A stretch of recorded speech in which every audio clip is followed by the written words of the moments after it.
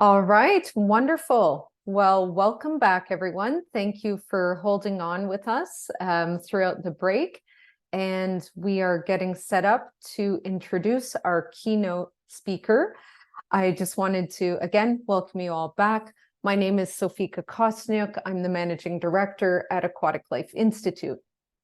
A few housekeeping reminders for all of our attendees that the audience is muted upon entry with your cameras off. If you have any questions, please post them to the Q&A box and we'll answer them either throughout the session or towards the end of the session. Each session is being recorded and will be shared following the conference. We certainly encourage you to take advantage of that, review the content, as well as spread the information through your networks. We do have a zero tolerance policy for harassment and discrimination of any kind. We only will accept respectful and productive discussions.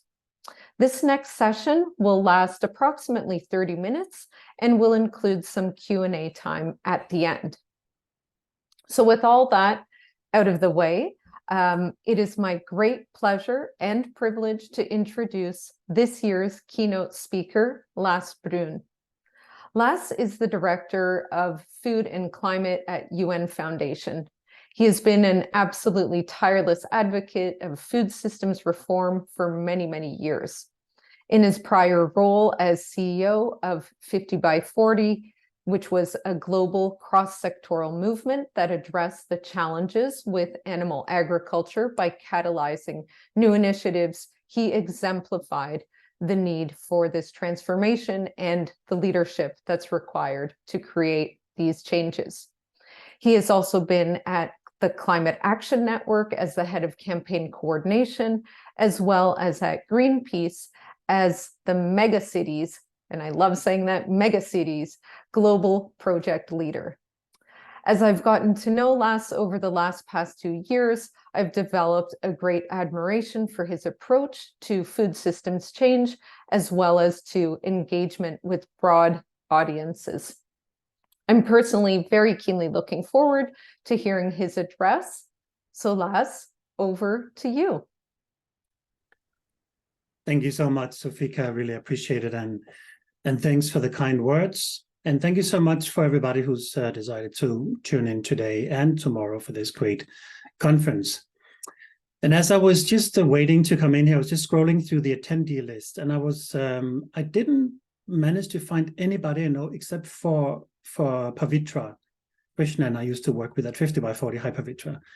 And that makes me really happy, because we are very bad in this movement, like the food systems, animal welfare movement, at speaking to an echo chamber.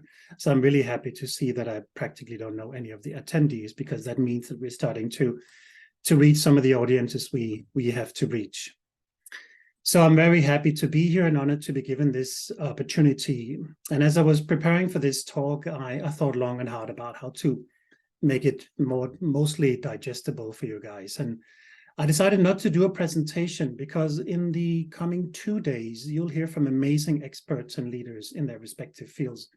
And I really don't think you need me to share some limited knowledge about something that they know everything about. So instead, I wanted to take this moment for you to listen, reflect, and in the end, interact. So I'll leave ample time for us to interact, because I really want to hear from you.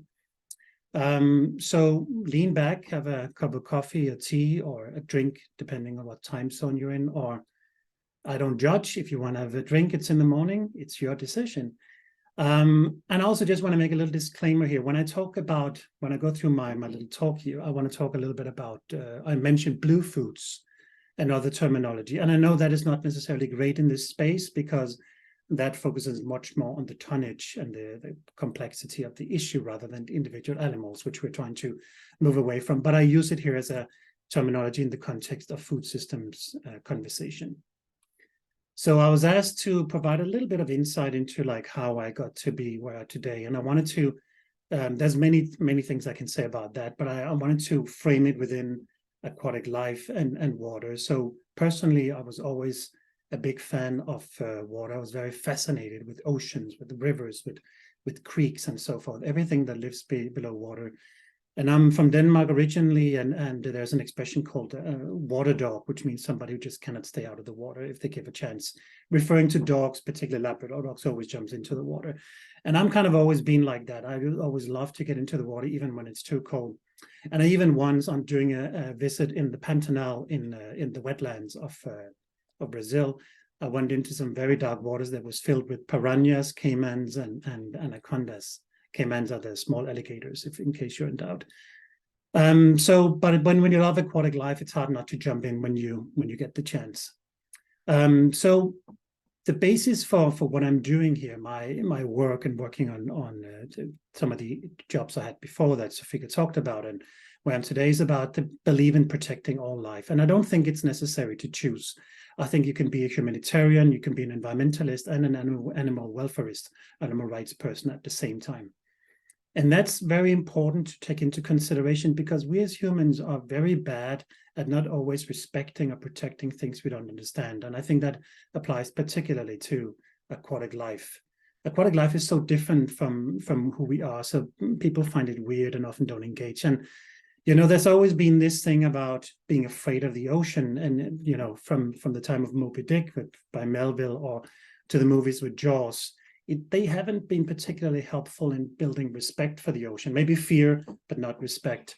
And I'm sure some of you have seen sci-fi movies where aliens look like cephalopods or octopuses and so forth. So there's always this weird thing that it's been placed in a weird category. And that also goes, that relates to how you treat aquatic life. And I know we'll have much more talks about that later, so I won't dwell too much on that. But where I live now, there are lots of lobsters in the supermarket. Just 100 meters where I'm sitting right now, there's a big tank in a supermarket with live lobsters. People can buy them, $30. They take them home and they do whatever they want with them. Not even just boiling them alive, but many other things potentially. So that's super problematic. But let's focus a little bit on the positive side of the aquatic life, because, you know, it is such a fascinating world, and reminded me, when I was preparing this, reminded me of a book by George Monbiot called Regenesis. And in that book, it's about soil and what lives in the soil, mycelium and everything that lives inside the soil. And George Monbiot, he takes like a spit of soil, which is like a spade down, and starts opening up, like in his book, and looking into all the different organisms that are living in there. And he makes a comparison. He says, really understanding what's in the soil is like the first time he went diving, and this whole new world opened up to him. And I think that's such a great example, because George Monbiot wanted to find the most fascinating thing he could use as a comparison for what he sees in the soil, and that was aquatic life. So there is this great fascination, and with that, there should also be some more consideration to protection. And when it comes to the wider aspects of animal protection, you know, we've sort of moved on to some extent from the old phrases. You probably remember, it's your dog or your baby within animal experimentation, or it's intensive animal agriculture or hunger. Science has really helped us move beyond that, at least in the last decade, and particularly the last 5 to 6 years. And because science has shown us all the co-benefits of shifting to a more ethical, resilient, and equitable ways of producing food. So now I think we're at a stage in this where we can actually say that science and ethics go hand in hand. And I think that's really, really important.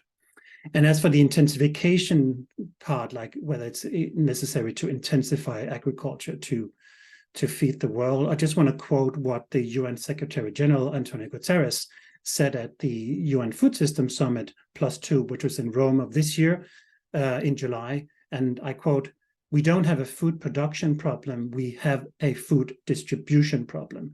So there's more than enough to go around." So that's the Secretary General of the UN, the top guy, the top boss of the UN, saying we don't have a food production problem, but a food distribution problem. And I hope that really trickles down through the different layers in all the Rome-based agencies and anywhere else, so we can focus on sustainable, equitable agriculture as opposed to intensification. I wanted to take a moment to kind of like set the scene for how I look at food systems when I work on it. My basic point of departure is that we have a broken and fragile food system. There's been many attempts to intensify agriculture. The Green Revolution in Africa is one of the examples, and it hasn't really worked out that well. We seem to always have this schism of trying to fight nature, as we've been doing for the last 200 years, roughly. So it's broken and it's fragile. It's broken because we have more than 1 billion people who are living in undernourishment and hunger, and at the same time, we have 1 billion people who are obese. We are exceeding all the planetary boundaries, particularly biodiversity, water use, nutrition, health, and so forth. All those aspects are being exceeded. And we find ourselves in a situation where we are simply using too much space to produce food for the few, as opposed to having a proper equitable distribution, which relates to what and how we eat.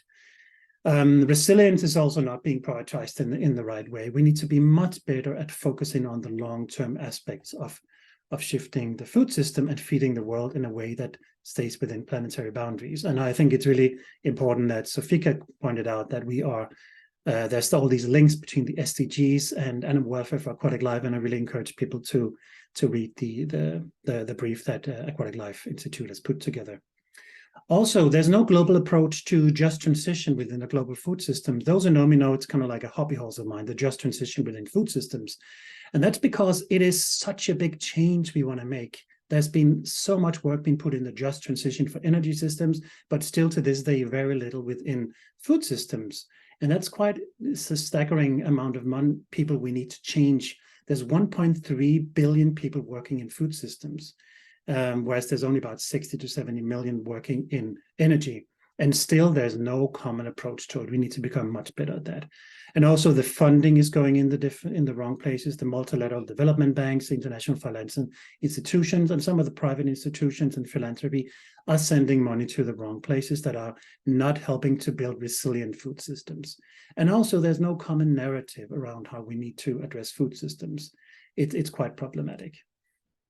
So the work I do has been mainly focused on land animals, but as Sofika has made clear over and over again in some of her talks, is that we're the new frontier of engaging aquatic life. And I really take my hat off for that, because it's such a complicated issue, and people really don't want to be reminded that they actually should protect those creatures that live in the ocean, that for the most part make no sounds and don't show emotions. And we understand that if we have to take care of them, protect them, whether it's wild caught or aquaculture, that's a big thing.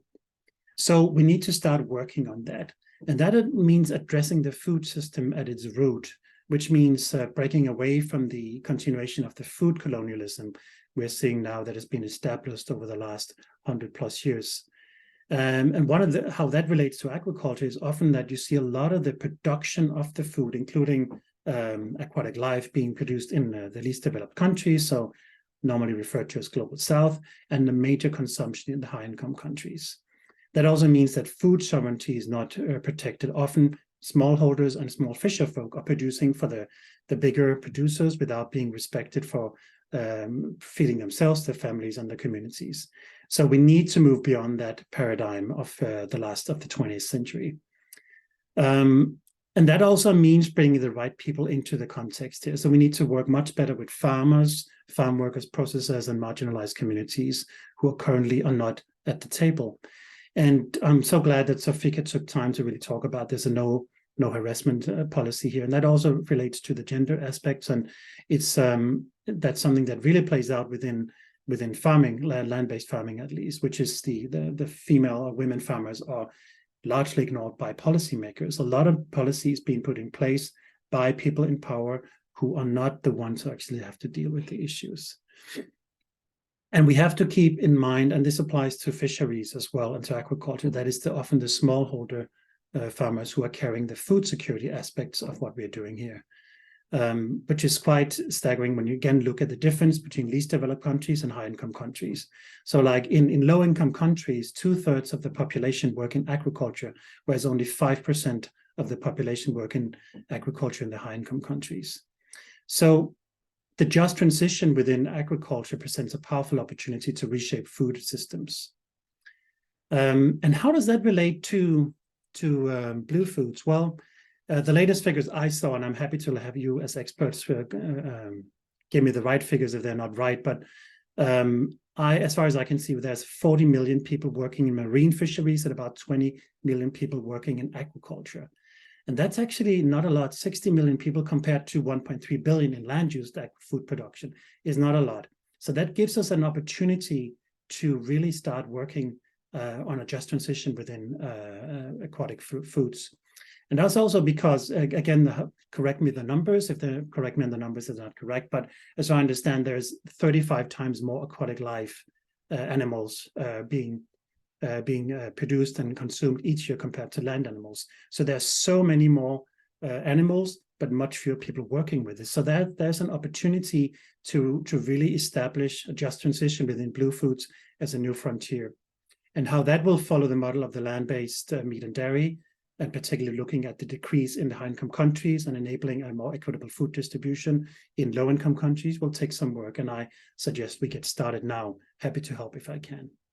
So when we take all these things forward, the inclusion and participation is key. We really need to talk about the who. And I think we are quite good across the different movements in establishing what we want to see and how we want to see, but we are not always as good at saying who needs to do this. And there's a quote that's being used a lot, which is, if you want to have people with you when you land, you need to have them with you at takeoff. And often that is really not the case. To build on this analogy, mostly it is when you're midair flying at 35,000 feet at 900 kilometers an hour, you invite people to join you on that plane, and as opposed to when you take off. And that creates complexities and difficulties we really need to work with. So when it comes to just transition within aquatic life, I think it's going to be very interesting to also look at some of the aspects around stranded assets, compensation plans, and have clarity on who pays for any aquatic life fisher folk who has to transition to something else. And also, we overall has to really focus on having an approach that does not exacerbate inequality and doesn't exacerbate tokenism. So there's so much to say, but I thought I wanted to, with this talk, not just deliver platitudes and talk about encouragement. That sounds good, but I really want to help set the scene for a trajectory or an action plan that balances high ambition with reality. That doesn't mean not mean operating within existing boundaries only, but finding a way to address incremental change while pushing for systemic change. Those two different processes at the same time. And I guess within aquatic life, I think it's part of that is finding a path between technical innovation and traditional ways. There's a big difference between how aquatic life is dealt with in least developed countries and high-income countries.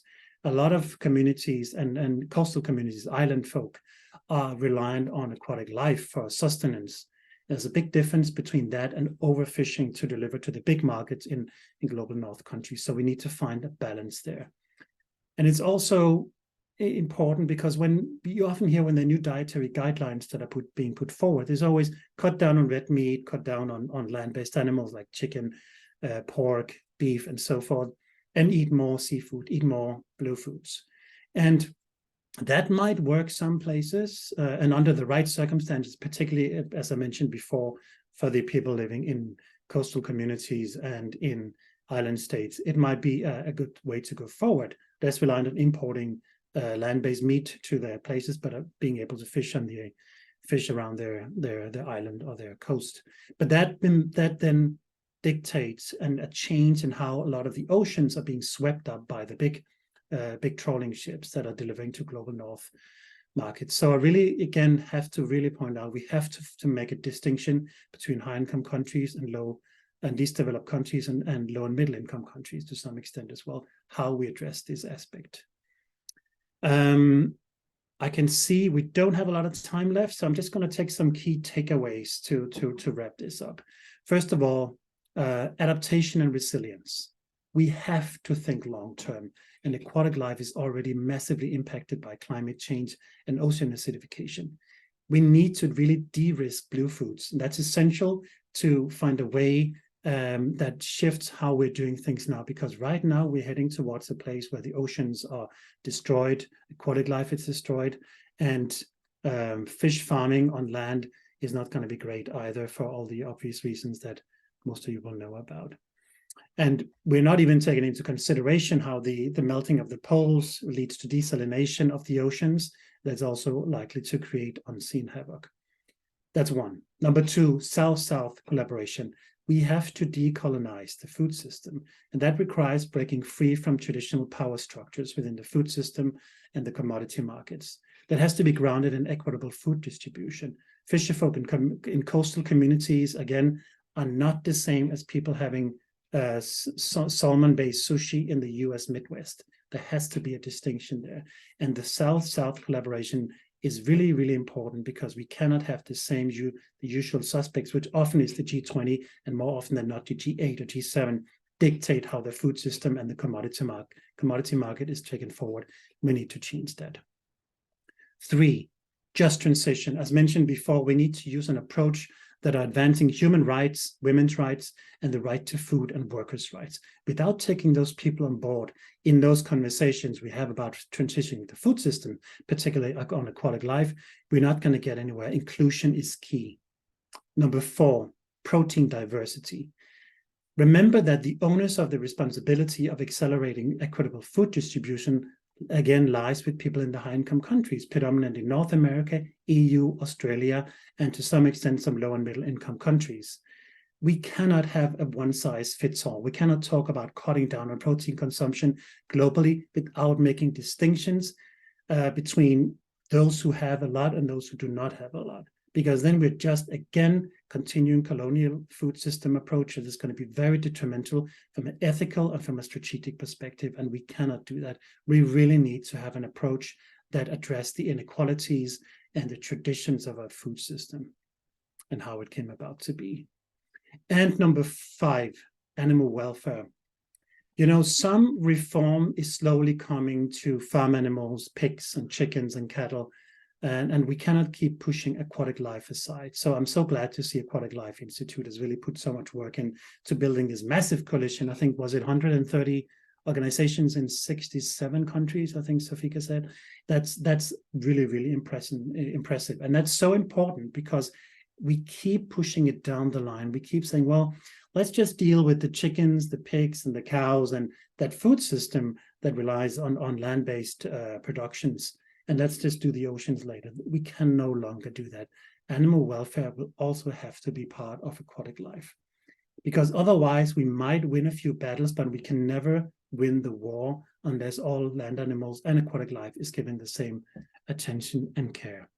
And finally, I want to just say, collaborate. Collaboration is key, and not just within people who are working on aquatic life, animal welfare, or food systems, but across all sectors. We need to be aligned to do that, and we need to be able to compromise without abandoning principles we're working towards. I believe that is possible, and I look forward to following the work of Sofika and her team, and I look forward to some questions from you guys now. Thank you. And there was a loud round of applause and cheering for our keynote speaker. Thank you so much, Lasse. I'm sure everyone, if you haven't heard Lasse speak before, and this is your first time joining, you can fully appreciate why I admire his approach and his mindset, because I think that's exactly what we need to create the change at scale on an urgent timeline. So the words that I kept hearing throughout your presentation, Lasse, were resilience, adaptation, equity, inclusion. Absolutely. We just cannot be so narrow-minded anymore. We've learned time and time again that that does not achieve the results that we need in order to have a resilient and sustainable and healthy future. So thank you for underscoring those points so effectively. I see some questions coming in through the Q&A, but maybe I'll just warm you up with one that I'm curious about. I know that in addition to all of your fantastic work with your day job at the UN Foundation and other organizations that you've been leading, you're also a very passionate organic farmer. And I'm curious, are there any learnings that you can translate from this farming passion into either aquatic animal welfare systems or just food systems and the just transition that you mentioned?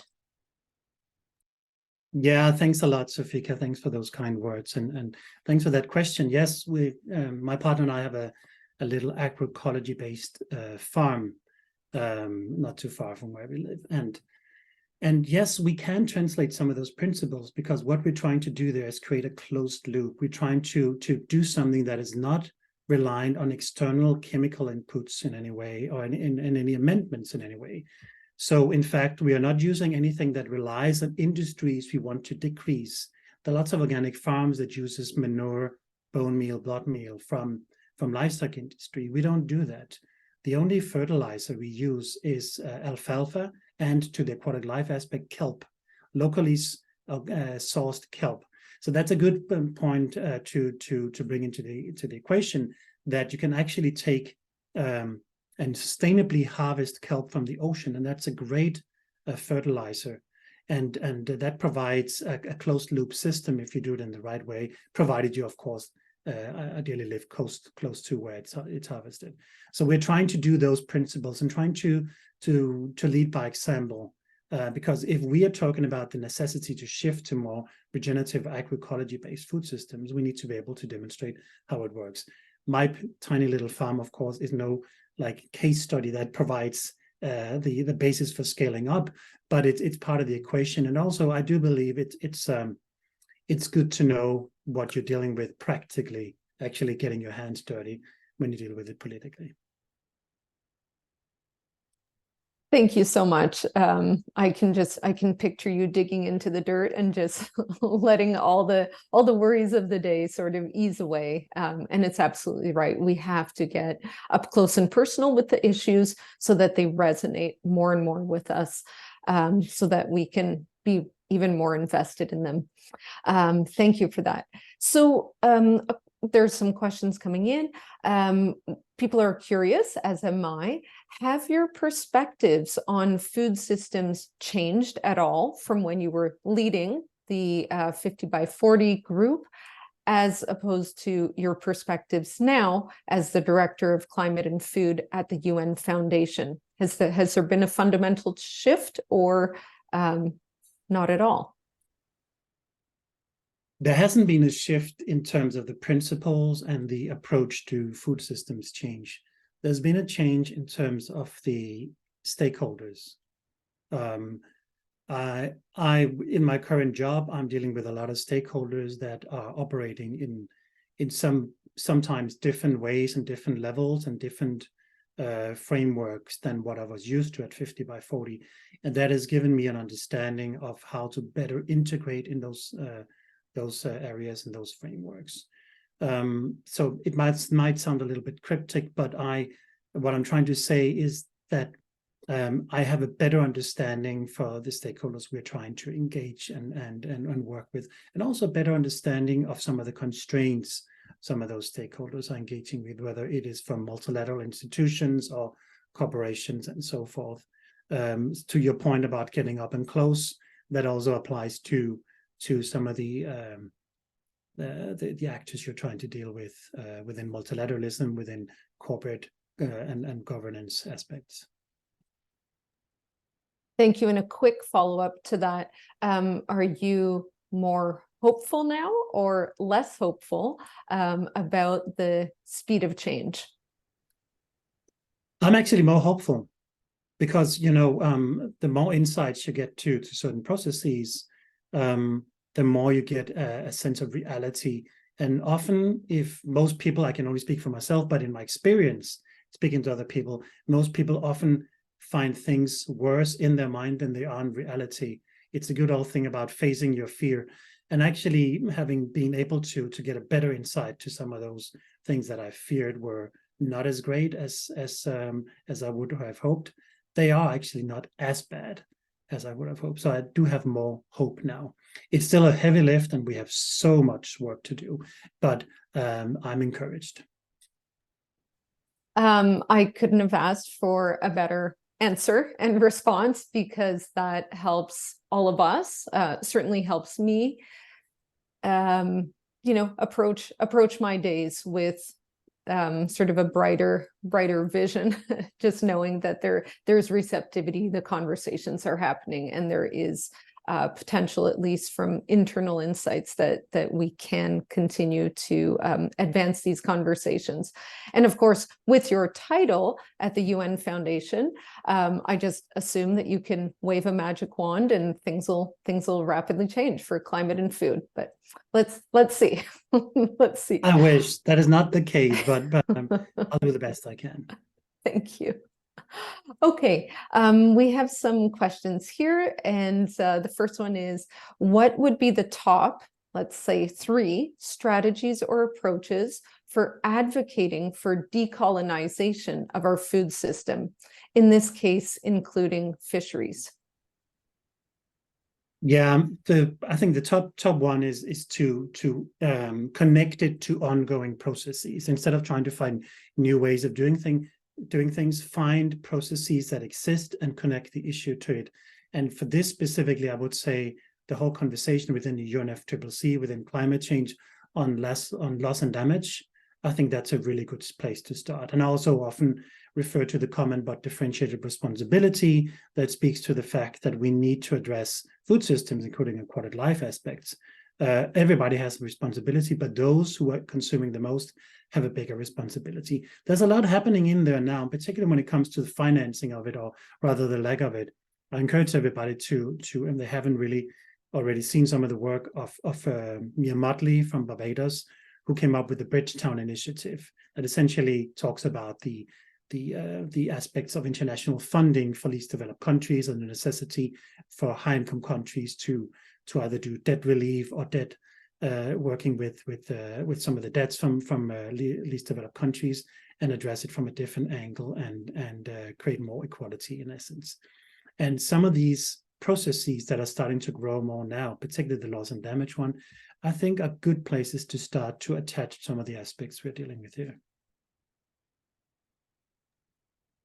Thank you for that. Yeah, it was maybe a little bit late for me to wrap my mind around it, but last year at COP27, that was the first sort of deep immersion for me into the loss and damages conversation, and I find it incredibly complex, but also a very potentially tangible solution. So it's great to hear that you have similar perspectives. Thank you.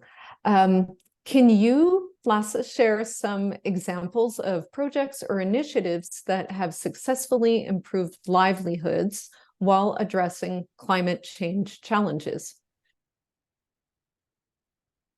Yes, I'll refer to something I do, which is not my day job, but I am on the board of something called a Pesticide Action Network that works with limiting pesticide use, and that's important for across the board, right? Of course, for the land animals and for the people working with it, but also to increasingly for aquatic life because of runoff from fields into water systems and so forth.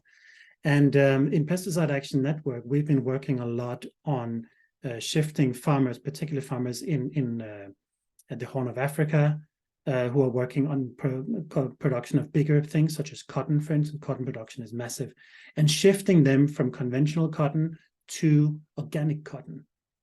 And that has proven some really amazing examples where the chain of custody is addressed at the same time as the farming practices, and investments are being made in educating and helping these farmers get on track. And the long-term effects of that is working with the farmers very closely, and that's important, working with them from the onset, is that often they get a premium for the better product. They are no longer exposed to harmful pesticides. They become healthier. They can afford to have their kids schooled in a way they couldn't have before. So they try to lift that whole family and sometimes the community out of poverty. And that's a really good example. It's a small scale compared to some of the bigger things we are facing, but I really like that example because it is something where consumers can enjoy really good organic products. The end consumer, the chain of custody is being rewarded as well. And most importantly, the farmers and the communities are being lifted out, sometimes of poverty, and they're not exposed to dangerous chemicals anymore. That model can often be applied to livestock issues or hopefully to aquatic life as well. Yeah, thank you so much. And it's something that I think is so important for us to always keep reminding ourselves and anyone whom we're speaking with about these issues, is that we do not live in a vacuum. We cannot isolate ourselves from what we're doing to the animals around us, to the world around us. We are an absolutely essential player in the ecosystem, but we are also part of the ecosystem. So we really have to take a different approach. What we do to the earth, to the animals, we do to ourselves. Eventually, it comes back. Indeed. Thank you for those examples. Another question here: how can communities become more resilient to the impacts of climate change on their food systems and livelihoods? Touched a little bit on that in your prior answer. Yeah, I mean, there are many ways of doing it. One thing is financially de-risking their operations, and that applies to many different things. First of all, that applies to how they are paid for their products. Are they paid the true cost of the true value being taken everything into consideration, the whole production model, and not just the actual produce. So there's a lot about putting in place payment schemes for farmers where they are rewarded for the work they do. Practically on the ground, it is shifting to more resilient food systems production, and that is often agroecology, or to some extent some parts of regenerative agriculture. And that means when you do intercropping, and when you do no tillage, and when you do use amendments that works with nature as opposed to against nature, you use integrated pest management. So you introduce certain beneficial insects that take care of some of the other insects, birds, and so forth, where increase biodiversity. And what that does is that it like practically the crops grow deeper roots, they become more resilient to droughts, they become more resilient to floods.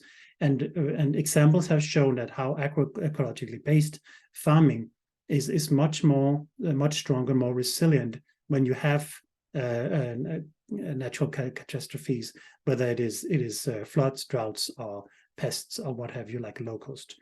So shifting the production system that essentially nourishes the soil as opposed to depleting the soil, which is what most of the chemical industrial farming is based on. Thank you. Yeah, so that biodynamic approach is absolutely one that that yields very positive results. Yeah, thank you. How seriously, in your opinion, if this conversation is being had, how seriously is aquatic animal welfare taken into consideration when compared with other issues such as ocean acidification or climate change by the UN? Has it even, hit the agenda at all? When it comes to animal welfare and when it comes to the resilience part of it, not really. Animal welfare, no. Resilience, maybe to some extent, like some part of the long-term aspects. Mainly it is coined, as I mentioned at the beginning of my talk, around blue foods and what role blue foods play for food security, particularly for least developed countries in the global south. So it is not on the agenda. And we're just at the cusp of starting to introduce measures that talk about the welfare aspects of animals in the production system, like getting rid of battery cage eggs or gestation crates or what have you. But that conversation has not even been touched yet. I give a little anecdote. In 2010, I was living in London, UK, and I was doing some work with an organization that was addressing the Baltic Sea and the aspects of protecting aquatic life, including fish, and the fish welfare came up as well. And at the time, it was when we're meeting with the government at the time and talking about the fisheries and animal welfare, they at the time said they were so concerned about the aspect of addressing animal welfare aspects within aquatic life, because they simply did not know how to go about it. How can they do it? Like all the animals die from lack of oxygen, they're eviscerated, they're dismembered, they are squashed to death. Like, how do you deal with that?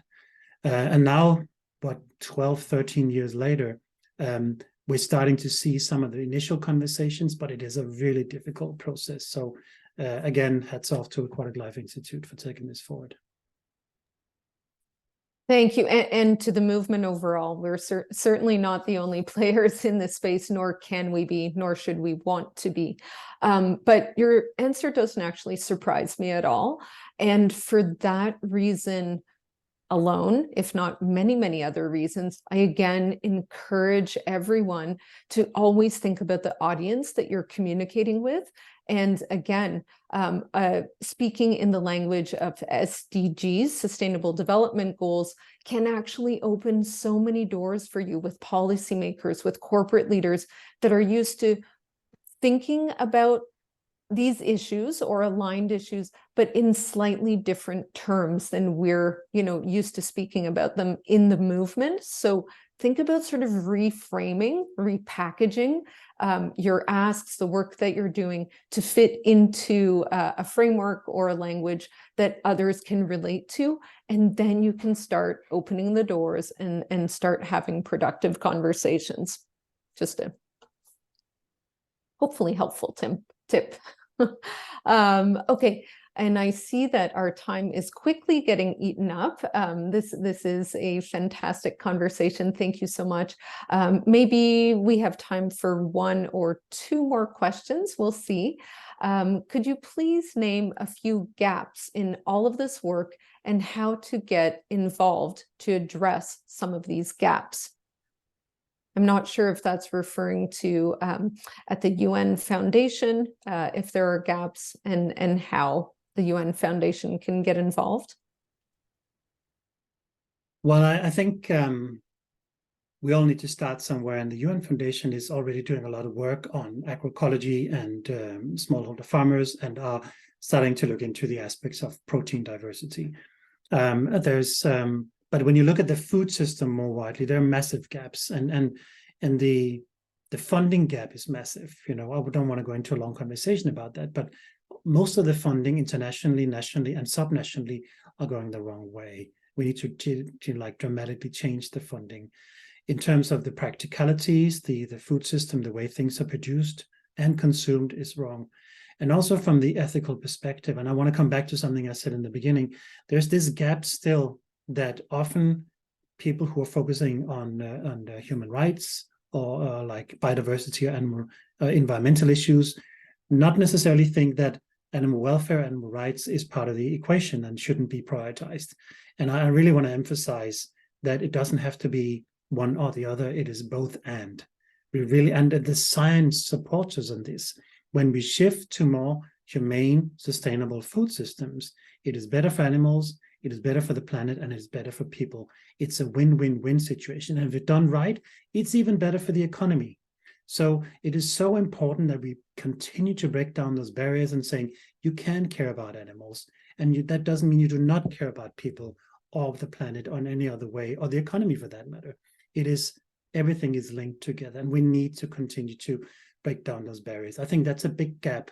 And to solve the gap, to your question, we need just to be much better at collaborating, much better at talking to the different stakeholders. We need humanitarians and welfare people, environmentalists together, and to have those conversations together and to show each other that everything is important. Thank you. I think that's the perfect way to wrap up this session. We do have some other questions. I'm sorry we haven't had the opportunity to answer all of them, but encourage you to follow up with Aquatic Life Institute or others on the call to continue the discussion. So thank you from the bottoms of our heart, Lasse, for taking the time today to meet with us, to bring your message and your perspectives to this conference. We really, really appreciate it. The Aquatic Life Institute team will again be attending COP28 this year, calling on global leaders to further these conversations and begin taking action on aquatic animal welfare. So we'd appreciate it if others on the call and through your networks could help share our social media posts on LinkedIn as we get closer to that conference.